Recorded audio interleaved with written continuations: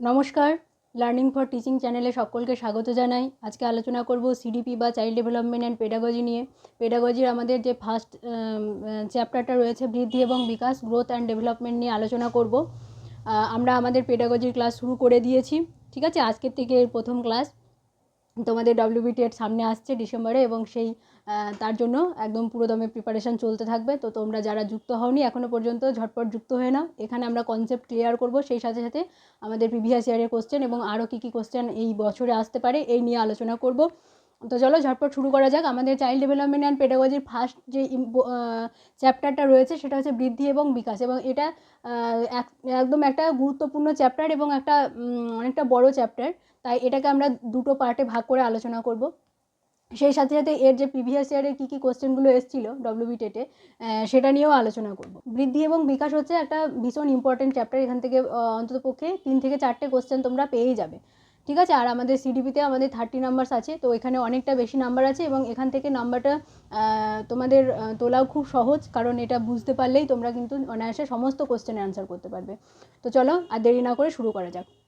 আমরা আজকে আলোচনা করব হচ্ছে বৃদ্ধি কী, বিকাশ কী, বৃদ্ধি এবং বিকাশের মধ্যে পার্থক্য, এবং বিকাশের যে বিভিন্ন ধরনের প্রকারভেদ রয়েছে সেগুলো নিয়ে আলোচনা করব। তো দেখো, এবারে আমাদের ফার্স্ট আলোচনা হচ্ছে বৃদ্ধি বা গ্রোথ। বৃদ্ধি বা গ্রোথ নিয়ে আলোচনা করব। বৃদ্ধি কী? দেখো, সাধারণ দৃষ্টিতে আমাদের বৃদ্ধি এবং বিকাশ এই দুটো বিষয় এক মনে হলেও একটু আলাদা আছে, ঠিক আছে। তো বৃদ্ধি হচ্ছে দেহের উচ্চতা, দৈর্ঘ্য, আয়তন ইত্যাদি বেড়ে যাওয়াকেই বৃদ্ধি বলা হয়। অর্থাৎ আমার দেহের উচ্চতা কতটা বেড়েছে, ওজন, ঠিক আছে, উচ্চতা, দৈর্ঘ্য, আয়তন, ওজন ইত্যাদি এগুলোকে বেড়ে যাওয়াকেই বলা হয় বৃদ্ধি। অর্থাৎ এক কথায় আমরা বলতে পারি যে আকার এবং আয়তনের পরিবর্তন, আকার ও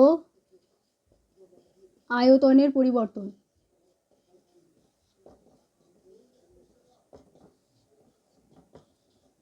আমাদের যে আকার এবং আয়তনের পরিবর্তন তাকে আমরা সাধারণভাবে বৃদ্ধি বলতে পারি, ঠিক আছে। বৃদ্ধির কিছু বৈশিষ্ট্য আছে। দেখো, বৃদ্ধির বৈশিষ্ট্যগুলো ভেরি ভেরি ইম্পর্টেন্ট, এগুলোকে খুব ভালোভাবে মাথায় রাখতে হবে, না হলে বৃদ্ধি এবং বিকাশ কী সেটা গুলিয়ে যাবে। বৃদ্ধি এবং বিকাশ কী সেটাকে ভালোভাবে জানতে গেলে আমাদের এর বৈশিষ্ট্য সম্পর্কে আগে জানা দরকার। তো কি বৃদ্ধির বৈশিষ্ট্য কী আছে? এটা হচ্ছে পরিমাণগত পরিবর্তন। অর্থাৎ কি পরিমাণগত পরিবর্তন বলতে আমরা বোঝাচ্ছি যে আমাদের দেহের আকার, আয়তন, ওজন এগুলো যে বেড়ে যাচ্ছে, এগুলোকে কি করতে পারছি আমরা? এটাকে পরিমাপ করতে পারছি, ঠিক আছে। আমাদের ওজন 50 কেজি থেকে 60 কেজি হচ্ছে, ঠিক আছে, বা হয়তো কখনো কমে যাচ্ছে, তাহলে এগুলোকে কি করতে পারছি আমরা? পরিমাপ করতে পারছি। তাহলে তার জন্য বৃদ্ধিকে কি বলা যাচ্ছে? পরিমাণগত পরিবর্তন। তারপর হচ্ছে অগ্রগতিমূলক পরিবর্তন। অগ্রগতিমূলক পরিবর্তন বলতে কি? দেখো, আমাদের কিন্তু হাইট বলো, এগুলো আমাদের কি হয়? অগ্রগতিমূলক, এগুলো আমাদের উন্নতি হয়। আস্তে আস্তে ছোটো থেকে আমরা কি হই? আস্তে আস্তে বড় হই, ঠিক আছে। তাহলে আমাদের কি হয়? অগ্রগতি ঘটে, ঠিক আছে। অগ্রগতি, তার জন্য একে বলা হয় অগ্রগতিমূলক পরিবর্তন। তারপর হচ্ছে শারীরিকভাবে সম্পর্কযুক্ত। অর্থাৎ বৃদ্ধি হচ্ছে আমাদের আকার, আয়তন, ওজন এগুলো বেড়ে যাওয়াকে বৃদ্ধি বলে। তাহলে এগুলো কি? শারীরিকভাবে সম্পর্কযুক্ত, শরীরের সাথে সম্পর্কযুক্ত, ঠিক আছে, এগুলোকে পরিমাপ করা যায়। আর হচ্ছে ধারাবাহিক পরিবর্তন। ধারাবাহিক পরিবর্তন বলতে কি? আমাদের কিন্তু নির্দিষ্ট একটা ক্রমে কিন্তু এই বৃদ্ধি ঘটে, ঠিক আছে। আমাদের হাত পায়ের আস্তে আস্তে মাংসপেশি শক্ত হয়, ঠিক আছে। তারপর আস্তে আস্তে দৈর্ঘ্য বৃদ্ধি পায়, সেগুলো আস্তে আস্তে ওজন বৃদ্ধি পায়। এই যে একটা নির্দিষ্ট ধারা বা নির্দিষ্ট অভিমুখে কিন্তু আমাদের এই পরিবর্তনটা ঘটে। তারপর হচ্ছে বিচ্ছিন্ন প্রক্রিয়া।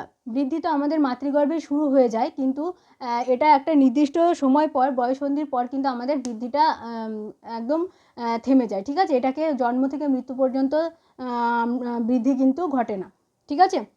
তার জন্য এটাকে বলা হচ্ছে যে এটা বৃদ্ধি হলো বিচ্ছিন্ন প্রক্রিয়া। তাহলে কি আমরা আরেকবার ভালোভাবে জেনে নিই, বৃদ্ধি কি? বৃদ্ধি হচ্ছে দেহের আকার, আয়তন, ওজন এগুলো বেড়ে যাওয়াকেই বলা হয় বৃদ্ধি। বৃদ্ধি হচ্ছে একটা পরিমাপযোগ্য পরিবর্তন, যেটাকে আমরা পরিমাপ করতে পারি। একটা বিচ্ছিন্ন প্রক্রিয়া, মাতৃগর্ভ থেকে শুরু হয়ে একটা সময় পর কিন্তু এটা থেমে যায়। তারপর হচ্ছে অগ্রগতিমূলক পরিবর্তন। এটা আমাদের ক্রমশ কী হয়? উন্নতি ঘটায়, তাই তো, যে সামনের দিকে এগিয়ে নিয়ে যায়। আমাদের ওজন, আয়তন, দৈর্ঘ্য এগুলো কী হয়? দিন দিন তো কমে না, বাড়তেই থাকে, তাই না। তাহলে এটাকে অগ্রগতিমূলক পরিবর্তন বলছে। এটা শারীরিকভাবে সম্পর্কযুক্ত, ঠিক আছে। আমাদের যে দেহের গঠন, আকার, আয়তন ফিজিক্যালি এটা ঘটে, ঠিক আছে, শারীরিকভাবে সম্পর্কযুক্ত, তার জন্য বলছে। তো এই হলো আমাদের বৃদ্ধির বিষয়। এবারে আমরা আসবো বিকাশ কী। এবারে দেখো, আমরা দেখে নেব ডেভেলপমেন্ট বা বিকাশ কী। মোস্ট ইম্পর্টেন্ট একটা টপিক, সেটা হচ্ছে বিকাশ। বৃদ্ধি এবং বিকাশকে আপাত দৃষ্টিতে এক মনে হলেও কিন্তু বৃদ্ধি এবং বিকাশ সম্পূর্ণ এক জিনিস নয়, ঠিক আছে। বৃদ্ধি শুধুমাত্র শারীরিকভাবে সম্পর্কযুক্ত, অর্থাৎ দেহের ওজন, আকার, আয়তন এগুলো বেড়ে যাওয়াকেই বলা হয় বৃদ্ধি। কিন্তু বিকাশ হচ্ছে আমাদের দেহের গঠন, আকার, আয়তন বৃদ্ধির পাশাপাশি আমাদের যে বৌদ্ধিক বুদ্ধির দিক থেকে যে পরিবর্তন, বৌদ্ধিক দিকে যে পরিবর্তন, সামাজিকভাবে পরিবর্তন, নৈতিক, প্রাক্ষবিক, এই বিভিন্ন দিকের যে সমস্ত পরিবর্তন, সেগুলো সব মিলিয়ে হচ্ছে আমাদের বিকাশ। অর্থাৎ বিকাশকে আমরা একটা যদি বড় ধারণা মনে করি, একটা বড় ধারণা মনে করি, তার একটা অংশ আমরা গ্রোথ বা বৃদ্ধিকে রাখতে পারি, ঠিক আছে। বিকাশের একটা ভাগ আমরা বলতে পারি যে বৃদ্ধি বা গ্রোথ, ঠিক আছে। তাহলে কি বলছে, বিকাশ হলো একটি ক্রম পরিবর্তন যা শুধুমাত্র শারীরিকভাবে সম্পর্কযুক্ত নয়, ক্রিয়াগত পরিবর্তনও এর আবশ্যিক শর্ত। অর্থাৎ কি শুধুমাত্র শারীরিকভাবে যে পরিবর্তন, সেটাকে আমরা কি বলছি, বৃদ্ধি। কিন্তু বৃদ্ধি ছাড়াও আমাদের যে নৈতিক, প্রাক্ষবিক, বৌদ্ধিক এই সমস্ত দিকে পরিবর্তন, অর্থাৎ আমাদের বয়স বৃদ্ধির সাথে সাথে কী হয়, আমাদের জ্ঞান বৃদ্ধি পায়, তাই তো। কোনো বিষয়কে যুক্তিতর্ক দিয়ে বোঝার ক্ষমতা বৃদ্ধি পায়, সামাজিকভাবে সামাজিক যে সমস্ত রীতিনীতি রয়েছে সেগুলোকে মেনে নেওয়ার ক্ষমতা, সেগুলোকে বোঝার ক্ষমতা বৃদ্ধি পায়। তারপর প্রাক্ষবিক দিকে আমাদের উন্নতি হয়, ঠিক আছে। আমাদের রাগ, ভয় এগুলো, কোনো একটা বাচ্চা বয়সে আমরা যে সমস্ত জিনিসগুলো নিয়ে বায়না করি বা কান্না করি, সেগুলো কিন্তু বয়স বৃদ্ধির সাথে সাথে কী হয়, আমাদের সেগুলো ওপর আমাদের নিয়ন্ত্রণ আসে, ঠিক আছে। সেইগুলো নিয়ে কিন্তু আমরা আর দুঃখ করি না, ঠিক আছে। আমাদের দুঃখের বিষয় কিন্তু অন্য কিছু হয়ে যায়।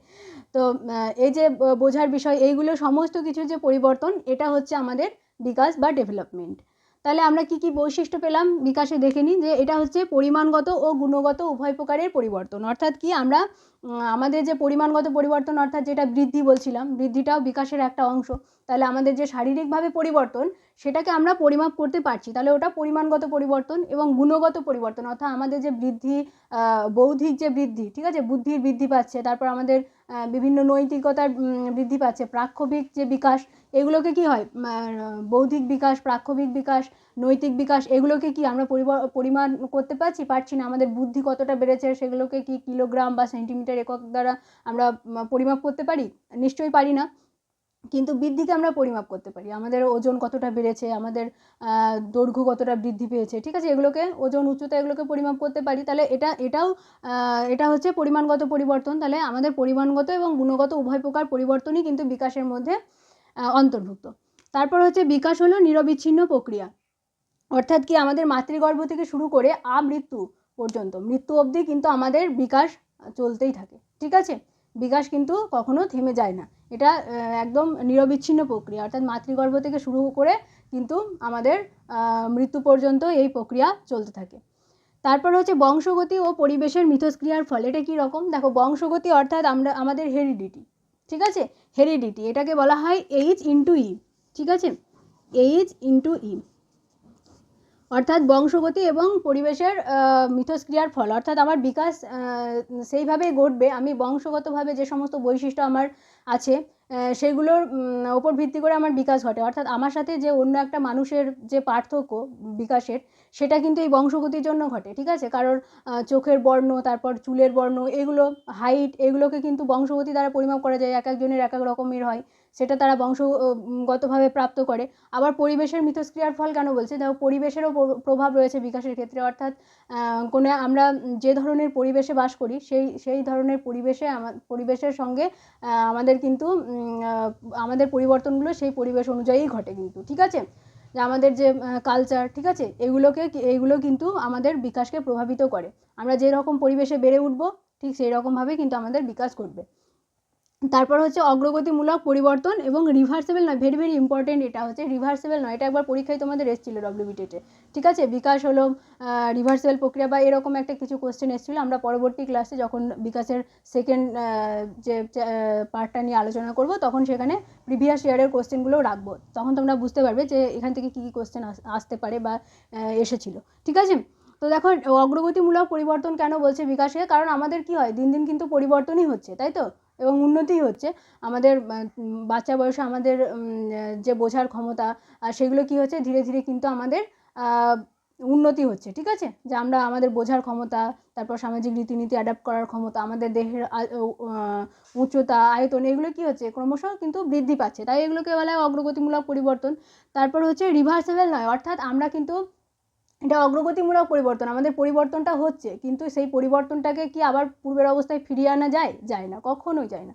কারণ আমাদের বুদ্ধি যেটুকু বেড়েছে সেটাকে আমরা যদি আবার ভাবি যে আবার বাচ্চাদের মতো আমার আচরণ করবো বা বাচ্চাদের মতো আবার বুদ্ধিটা হয়ে যাক, বা আমাদের উচ্চতা, আয়তন এগুলো বৃদ্ধি পেয়েছে বড় হওয়ার সাথে সাথে, সেটাকে আবার আমরা ছোটোতে কনভার্ট করে নিই, এটা কি সম্ভব? কখনোই সম্ভব নয়। তার জন্য আমাদের বিকাশকে বলা হচ্ছে রিভার্সিবল প্রক্রিয়া নয় এটা, ঠিক আছে, এটাকে কোনো রকম পূর্বের অবস্থায় ফিরিয়ে আনা যায় না। বিপরীত প্রক্রিয়া কিন্তু এটা নয়, এটা বিপরীত প্রক্রিয়া নয় যে একটা নির্দিষ্ট অগ্রগতিমূলক পরিবর্তন, কিন্তু এটা বিপরীত প্রক্রিয়া নয়। তাহলে কি বুঝলাম? বিকাশ হলো আমাদের বিকাশ, বৃদ্ধি এবং বিকাশ আপাত দৃষ্টিতে এক মনে হলেও এটা কিন্তু আলাদা বিষয়। বৃদ্ধি হলো বিকাশেরই একটা অংশ বলা যেতে পারে। বিকাশ হলো একটা বৃহত্তর ধারণা, যার মধ্যে একটা অংশ আমরা, একটা ভাগকে আমরা বৃদ্ধি বা ফিজিক্যাল ডেভেলপমেন্ট যেটা, সেটাকে বৃদ্ধির মধ্যে রাখতে পারি। বিকাশ শুধুমাত্র শারীরিকভাবে সম্পর্কযুক্ত নয়, এর মধ্যে আমাদের আরও যে সমস্ত ক্রম পরিবর্তন, যেমন আমাদের ক্রিয়াগত পরিবর্তন, যেমন আমাদের সামাজিক বিকাশ, ঠিক আছে, তারপর প্রাক্ষবিক বিকাশ, বৌদ্ধিক বিকাশ, এগুলোও কিন্তু আমাদের বিকাশের মধ্যে অন্তর্ভুক্ত। বিকাশ হলো একটা পরিমাণগত এবং গুণগত উভয় প্রকারের পরিবর্তন, ঠিক আছে, একে আমরা পরিমাপও করতে পারি, আবার কোনো কোনো ক্ষেত্রে পরিমাপ করা সম্ভব হয় না, কারণ আমাদের বুদ্ধি, তারপর যে মানসিক চিন্তাভাবনা, মানসিক বিকাশ, এগুলোকে কিন্তু আমরা পরিমাপ করতে পারি না। এগুলো হচ্ছে আমাদের গুণগত পরিবর্তন। এটা একটা নিরবিচ্ছিন্ন প্রক্রিয়া, অর্থাৎ আমাদের জন্ম থেকে মৃত্যু পর্যন্ত এই বিকাশ চলতেই থাকে। তারপর হচ্ছে বংশগতি এবং পরিবেশের এটা মিথস্ক্রিয়ার ফল।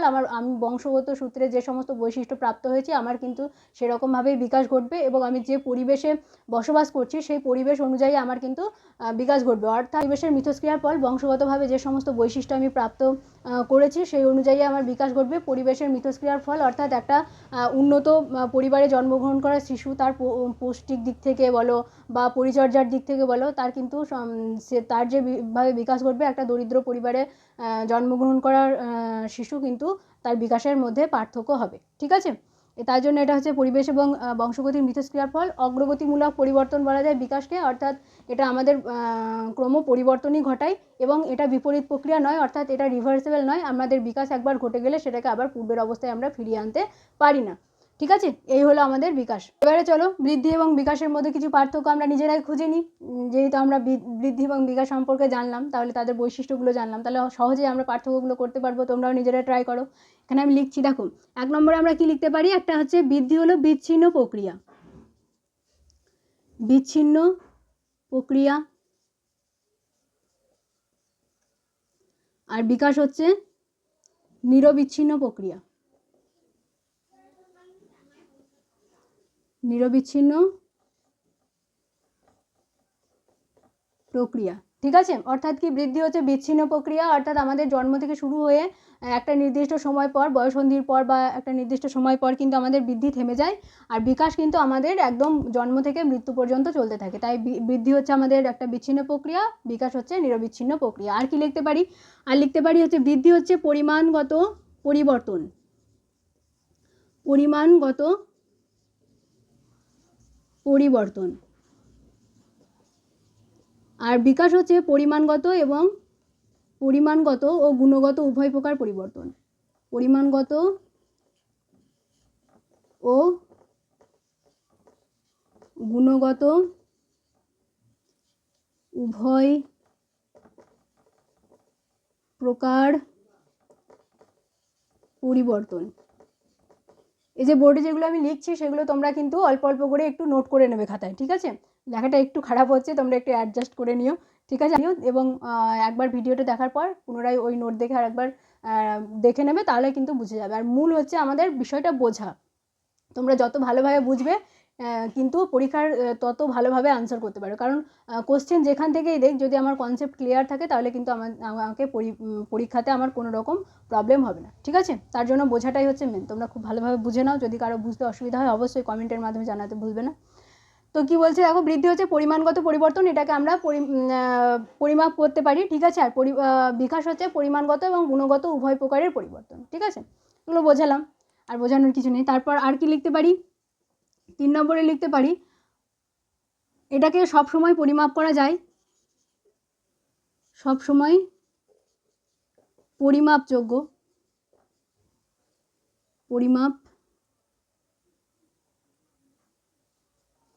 পরিমাপযোগ্য। আর এটা বিকাশ কিন্তু কোনো কোনো ক্ষেত্রে পরিমাপযোগ্য, কোনো কোনো ক্ষেত্রে পরিমাপযোগ্য। অর্থাৎ আমরা যদি এক্ষেত্রে শারীরিক বিকাশের কথা বলি, ঠিক আছে, ফিজিক্যাল যে ডেভেলপমেন্ট সেটার কথা বলি, তাহলে সেটাকে আমরা পরিমাপ করতে পারি, কিন্তু আমাদের ইমোশনাল বা কগনিটিভ যে ডেভেলপমেন্ট, এই প্রকারভেদগুলো নিয়ে আসছি, ঠিক আছে। তো এই যে এইগুলো যে পরিবর্তন, এইগুলোকে কিন্তু আমরা পরিমাপ করতে পারি না, ঠিক আছে। তাহলে এটা কোনো কোনো ক্ষেত্রে পরিমাপযোগ্য, ঠিক আছে। কোনো কোনো ক্ষেত্রে আমাদের বিকাশ পরিমাপযোগ্য, সব ক্ষেত্রে নয়। আর কি বলতে পারি, 4 নম্বরে আমরা বলতে পারি যে ফিজিক্যালি সম্পর্কযুক্ত, ঠিক আছে, শারীরিকভাবে সম্পর্কযুক্ত, শারীরিকভাবে সম্পর্কযুক্ত।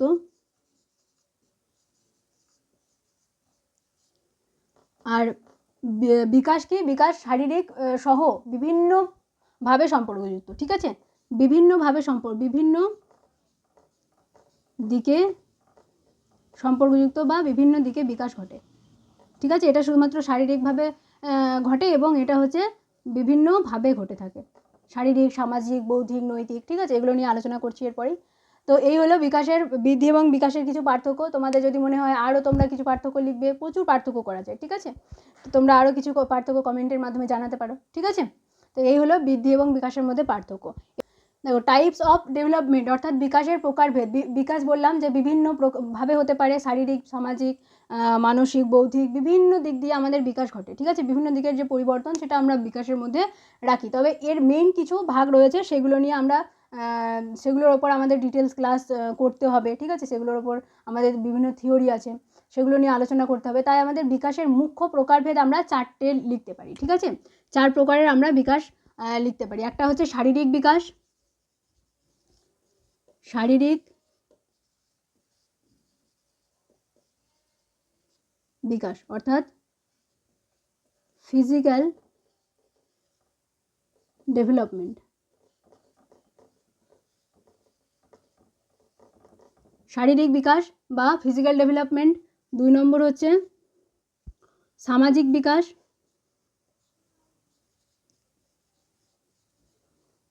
সামাজিক বিকাশ বা সোশ্যাল ডেভেলপমেন্ট,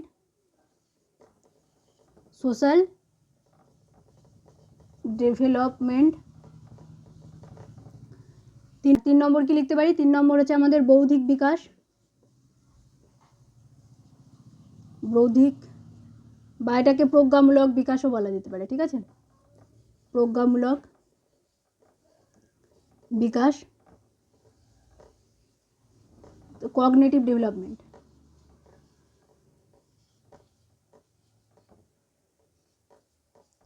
কগনিটিভ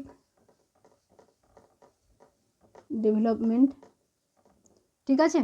আর 4 নম্বর হচ্ছে আমাদের যে প্রাক্ষবিক বিকাশ, ঠিক আছে, প্রাক্ষবিক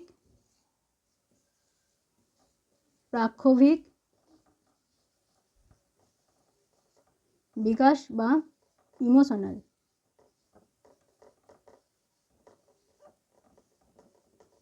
ডেভেলপমেন্ট।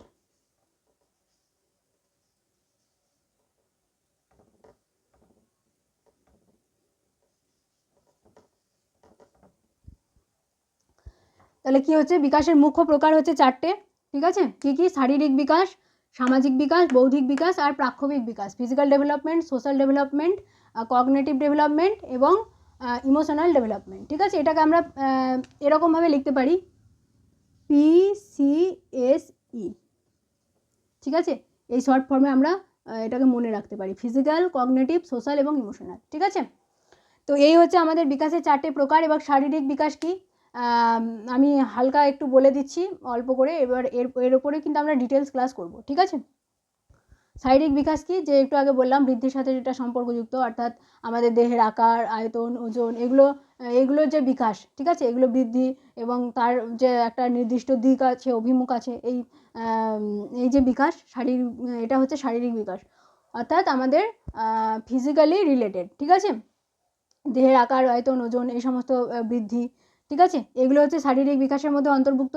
সামাজিক বিকাশ কি? সামাজিক বিকাশ অর্থাৎ সমাজের বিভিন্ন রীতিনীতি এগুলোকে অ্যাডাপ্ট করার আমার যে ক্ষমতা, ঠিক আছে, এগুলো আমাদের হচ্ছে সামাজিক বিকাশের মধ্যে পড়ছে, ঠিক আছে, সোশ্যাল ডেভেলপমেন্ট।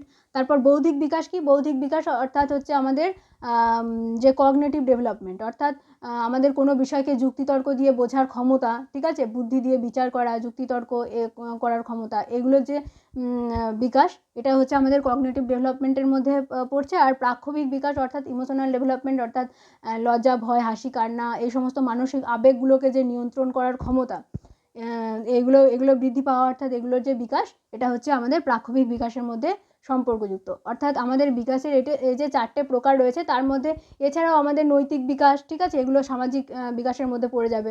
নৈতিক বিকাশ, ভাষার বিকাশ, ঠিক আছে, কগনিটিভ ডেভেলপমেন্টের মধ্যে পড়বে। তো এই ধরনের আরও বিভিন্ন ধরনের বিকাশ রয়েছে, যেগুলো আমাদের এই মুখ্য 4টে প্রকারের মধ্যেই রয়েছে। যখন আমরা এগুলো নিয়ে ডিটেলসে ক্লাস করব, তখন সেই সমস্ত বিকাশগুলো নিয়েও আমরা বুঝতে পারবো, ঠিক আছে, সেগুলো নিয়েও আলোচনা করে নেব।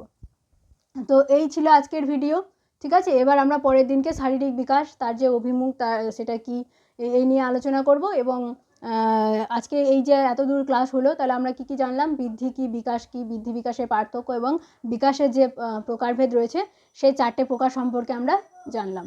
এবার আমরা কয়েকটা কোশ্চেন করে নেব, যে কী ধরনের কোশ্চেন এখান থেকে আসতে পারে। আর একটা বিষয় আমি এখন জানিয়ে দিচ্ছি, সেটা হচ্ছে বৃদ্ধির সাথে রিলেটেড, ঠিক আছে, ম্যাচিউরিটি বা পরিণমন কি? পরিণমন বা ম্যাচিউরিটি সম্পর্কে একটু বলে দিই। ওটা আমাদের বৃদ্ধির সাথে রিলেটেড, ঠিক আছে, ম্যাচিউরিটি বা পরিণমন। পরিণমন কি? বৃদ্ধির সাথে এটা সম্পর্কযুক্ত। অর্থাৎ পরিণমন হচ্ছে এমন একটা ধারণা, যেটা হচ্ছে যে আমাদের কোনো কিছু স্তরে উপনীত হওয়ার ক্ষমতা, ঠিক আছে, আমরা যে হাঁটতে পারি, তা আমরা কি জন্মের পরে পরে কি মানব শিশু হাঁটতে পারে?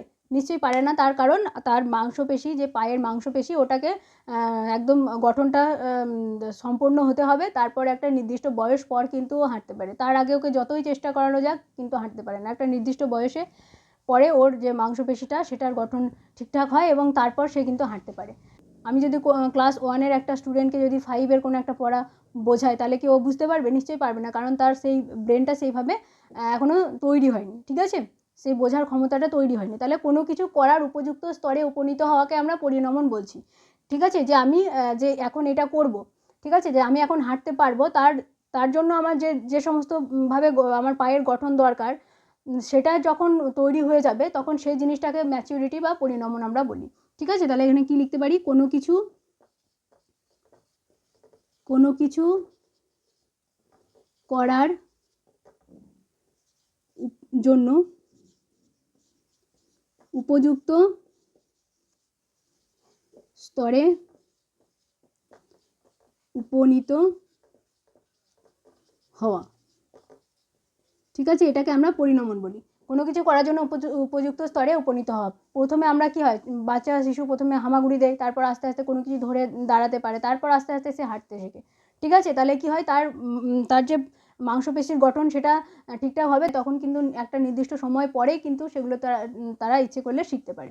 তাহলে জন্মের পরে পরেই তাকে যদি সাইকেল চালানো শেখানো যায়, তাহলে কিন্তু সম্ভব নয়। তাকে হাঁটা শেখানো হলেও সম্ভব নয়, ঠিক আছে। এগুলো কিন্তু আমাদের অভ্যাসের মাধ্যমে সম্ভব নয়। এগুলো একটা নির্দিষ্ট স্তরে আমাকে যেতে হবে, তারপর কিন্তু আমরা এগুলো শিখতে পারবো। তাই এই যে নির্দিষ্ট স্তরে উপনীত হওয়া, এটাকে ম্যাচুরিটি বা পরিণমন বলা যায়, ঠিক আছে। তাহলে দেখো, এবারে আমরা কয়েকটা কোশ্চেন আলোচনা করে নিই। প্রথম প্রশ্ন হচ্ছে, দেখো, নিচের কোনটি বিকাশের নীতি নয়? বিকাশ বংশগতি ও পরিবেশের মিথস্ক্রিয়ার ফল। 2 নম্বর হচ্ছে, অপশন হচ্ছে বিকাশ সম্পূর্ণভাবে সহজাত, বিকাশ পূর্বাভাসযোগ্য, বিকাশ সামগ্রিক, ঠিক আছে। দেখো, প্রথম অপশন কি বলেছে? বিকাশ বংশগতি এবং পরিবেশের মিথস্ক্রিয়ার ফল। একটু আগে আলোচনা করলাম যে বংশগতি এবং পরিবেশের মিথস্ক্রিয়ার ফল, আমার বংশগতভাবে আমি যে সমস্ত বৈশিষ্ট্য পেয়েছি, সেই বৈশিষ্ট্য অনুযায়ী আমার হাইট, তারপর আমার যে চোখের বর্ণ, চুলের বর্ণ, এগুলো আমার নির্ভর করে, ঠিক আছে। তাহলে বংশগতির উপর নির্ভর করছে বিকাশ, এবং পরিবেশের মিথস্ক্রিয়ার ফল অবশ্যই যে পরিবেশে আমি জন্মগ্রহণ করব, যে পরিবেশে আমি বেড়ে উঠবো সেই পরিবেশ অনুযায়ী কিন্তু আমার বিকাশ ঘটবে, এবং তার জন্য আমাদের একটা মানুষ থেকে অন্য একটা মানুষের মধ্যে যে বিকাশের পার্থক্য এগুলো কিন্তু ঘটে থাকে। তাহলে এটা বলা যায় যে আমাদের বংশগতি এবং পরিবেশের মিথস্ক্রিয়ার ফল কিন্তু বিকাশের নীতি নয় বলেছে, এটা বিকাশের অবশ্যই একটা নীতি। তারপর হচ্ছে বিকাশ সম্পূর্ণভাবে সহজাত, অর্থাৎ কি আমাকে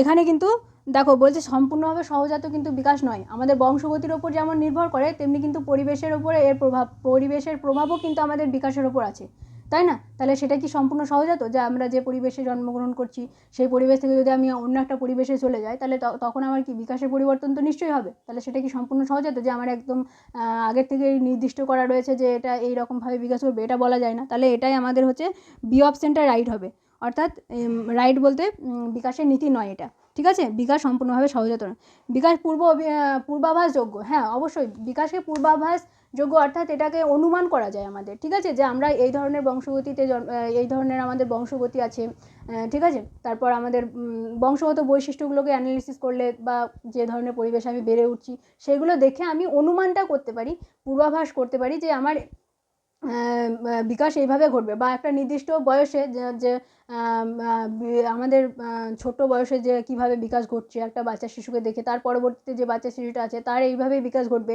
এগুলোকে আমরা অনুমান করতে পারি যে এর এরকমভাবে ঘটেছে, এরকমভাবেই বিকাশ ঘটে থাকে, এগুলোকে আমরা পূর্বে থেকে অনুমান করতে পারি। তার জন্য এটাকে পূর্বাভাসযুক্ত বলছে। বিকাশ একটা সামগ্রিক ধারণা, ঠিক আছে, বৃহৎ ধারণা, এটা তো বলারই নেই। তাহলে আমাদের অপশান হচ্ছে বি, অর্থাৎ বিকাশ সম্পূর্ণ সহজাত আমরা বলতে পারি না। তারপর 2 নম্বর কোশ্চেন আছে, দেখো পরিণমন কি? পরিণমন হলো স্বতঃস্ফূর্ত প্রক্রিয়া, অনুশীলন সাপেক্ষ, প্রশিক্ষণ সাপেক্ষ, না ওপরের সবগুলি।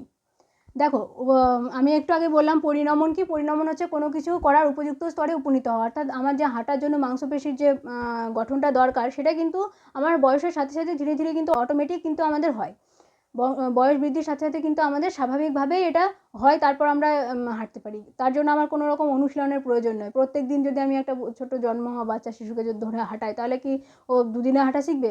নিশ্চয়ই শিখবে না। তার একটা নির্দিষ্ট একটা সময় আছে, ঠিক আছে? সেই সময় পরে কিন্তু সে অটোমেটিক এই জিনিসটা যদি অভ্যাস করে তাহলে পারবে। তাহলে পরিণমন একটা স্বতঃস্ফূর্ত প্রক্রিয়া বলা যায়, এটাকে অনুশীলন সাপেক্ষও নয় বা প্রশিক্ষণ দিয়েও কিন্তু এটাকে আমরা নিয়ে আসতে পারি না বয়সের আগে বা নির্দিষ্ট সময়ের আগে, তার জন্য এটাকে বলা হয় স্বতঃস্ফূর্ত প্রক্রিয়া। পরে কোশ্চেন, শিশুর বিকাশ সম্পর্কিত অধ্যয়নের উদ্দেশ্য হলো বিকাশ সম্পর্কীয় পূর্বাভাস দান, 2 নম্বর অনুকূল পরিবেশ রচনা করা, 3 নম্বর শিশুর স্বাভাবিকতা বিচার করা, 4 নম্বর হচ্ছে উপরের সবগুলি। তাহলে কি বিকাশ সম্পর্কিত শিশুদের বিকাশ সম্পর্কে আমাদের অধ্যয়ন করা দরকার কেন? যে আমরা এখন শিশুর যে বিকাশ সেই বিকাশগুলো নিয়ে কেন আলোচনা করব?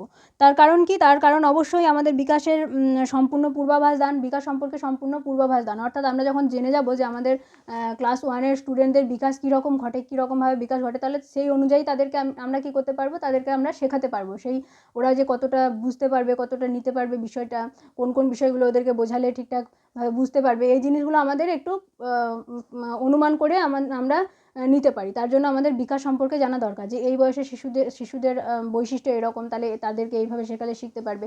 তাহলে তার জন্য কিন্তু আমাদের বিকাশের অধ্যয়ন করতে হয় যে কোন বয়সে বিকাশ সম্পর্কে পূর্বাভাস দানের জন্য, ঠিক আছে? তারপর অনুকূল পরিবেশ রচনা করা, অর্থাৎ যে বয়সে শিশুদের যেরকমভাবে শেখালে শিখবে সেই ধরনের অনুকূল পরিবেশ তাদেরকে প্রদান করা, এর জন্য আমাদের বিকাশের দরকার। আর শিশুর স্বাভাবিকতা বিচার করা, তার এটাই তো বললাম যে তার কোন বয়সে তারা কি শিখতে পারবে না পারবে সেগুলো জেনে আমাদের সেই অনুযায়ী আমাদের যে পড়ানোর পদ্ধতি সেটাকে ঠিক করা, ঠিক আছে? তো তার জন্য আমাদের বিকাশ অধ্যয়নের প্রয়োজন আছে। তাহলে ওপরে সবগুলোই কিন্তু আমার সঠিক অ্যান্সার। তো এই ছিল আজকের অল্প কোশ্চেনের মধ্যে রেখেছি। পরবর্তী পার্টে আমরা প্রিভিয়াস ইয়ারের কিছু কোশ্চেনের পাশাপাশি আরও কী কী কোশ্চেন আসতে পারে এবং পরবর্তী যে আলোচনা আছে সেটাও বেশ ইম্পর্টেন্ট, আর এই টপিকটাই মেনলি ইম্পর্টেন্ট। এখান থেকে 3 থেকে 4 নম্বর তোমরা পেয়েই যাবে। তো আজকের ভিডিও এই পর্যন্তই, দেখা হচ্ছে আবার পরের ভিডিওতে। আশা করি সবাই খুব ভালোভাবে বুঝতে পেরেছো। যদি তোমাদের কোনো রকম প্রবলেম হয় তাহলে অবশ্যই কমেন্টের মাধ্যমে জানাবে। যদি ভিডিওটা ভালো লাগে অবশ্যই লাইক করতে ভুলবে না। যারা এখনও যুক্ত হওনি তারা সাবস্ক্রাইব করে যুক্ত হয়ে নাও। দেখা হচ্ছে আবার পরের ভিডিওতে।